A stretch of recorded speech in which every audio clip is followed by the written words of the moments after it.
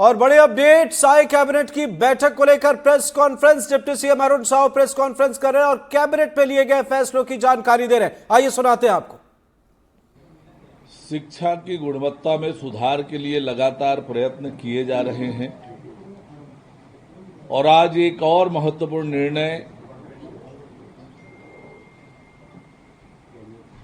Cabinet की बैठक में मुख्यमंत्री माननीय विष्णुदेव साय जी के नेतृत्व में लिया है, जब हम अब मुख्यमंत्री शिक्षा गुणवत्ता अभियान का संचालन करेंगे।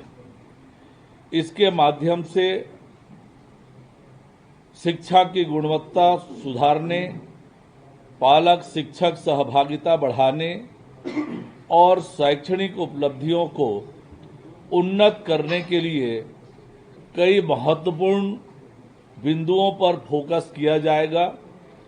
स्कूल शिक्षा विभाग द्वारा अभियान के संबंध में विस्तृत दिशा निर्देश जारी किया जाएगा। अभियान के तहत विद्यालयों का सामाजिक अंकेक्षण कर गुणवत्ता के आधार पर ग्रेडिंग की जाएगी। कमजोर शालाओं की नियमित मॉनिटरिंग विभिन्न विभागों के अधिकारियों और जनप्रतिनिधियों के माध्यम से सुनिश्चित की जाएगी। मॉडल शालाओं का चयन कर कमजोर शालाओं के शिक्षकों को वहां शैक्षणिक भ्रमण कराया जाएगा। पालक शिक्षक बैठकों पीटीएम के माध्यम से अभिभावकों की सक्रिय भागीदारी सुनिश्चित की जाएगी। विद्यार्थियों की शैक्षणिक उपलब्धियों में वृद्धि के लिए कक्षा शिक्षण प्रक्रियाओं में भी सुधार किया जाएगा। ये एक बड़ा निर्णय आज मंत्रिपरिषद ने लिया है। साथ ही एक और बड़ा निर्णय कला और साहित्य के क्षेत्र में काम करने वाले जो लोग हैं, जो अर्थाभाव में ग्रस्त हैं, ऐसे कलाकारों को प्रोत्साहन देने के लिए, राहत देने के लिए आज एक बड़ा निर्णय सरकार ने लिया है, जिसके माध्यम से बजट सत्र में की गई घोषणा के अनुपालन में अब कलाकारों को दी जाने वाली मासिक वित्तीय सहायता पेंशन को 2,000 रुपए से बढ़ाकर 5,000 रुपए प्रति माह करने का निर्णय लिया गया है। इसके लिए संस्कृति विभाग के अंतर्गत संचालित वित्तीय सहायता योजना 1986 में संशोधन के प्रस्ताव का मंत्रिपरिषद द्वारा अनुमोदन किया गया। इससे उन कलाकारों, साहित्यकारों को आर्थिक संबल मिलेगा जो आजीविका के लिए संघर्षरत हैं। यह योजना 1986 में प्रारंभ की गई थी और तब न्यूनतम सहायता राशि 150 रुपये और अधिकतम 600 रुपये निर्धारित थी।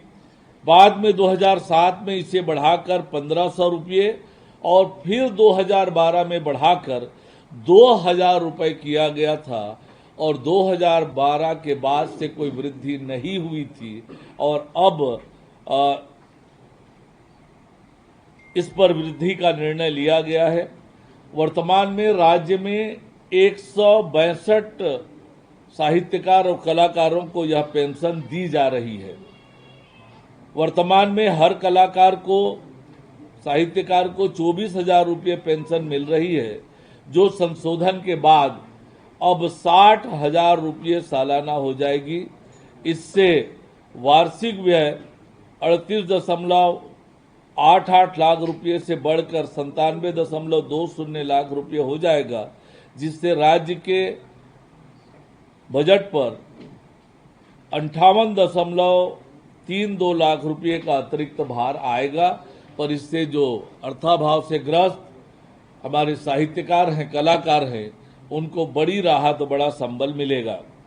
मंत्रिपरिषद द्वारा एक और ऐतिहासिक निर्णय आज लिया है, जो हम पारदर्शिता बढ़ाने की दिशा में जो लगातार काम कर रहे हैं, उसी को आगे बढ़ाते हुए आज छत्तीसगढ़ औद्योगिक भूमि एवं भवन प्रबंधन नियम 2015 में संशोधन करने का निर्णय किया। इसके माध्यम से अब औद्योगिक क्षेत्रों, लैंड बैंक तथा अन्य भूमि खंडों के आवंटन की प्रक्रिया में और अधिक स्पष्टता और पारदर्शिता आएगी। इससे औद्योगिक निवेशकों को भूमि आवंटन की प्रक्रिया को बेहतर ढंग से समझने और उसका लाभ उठाने में सुविधा होगी। ये भी एक ऐतिहासिक निर्णय आज मंत्रिपरिषद में लिया गया। जैसा कि आपको पता है कि हमारी सरकार ने औद्योगिक नीति 2024-30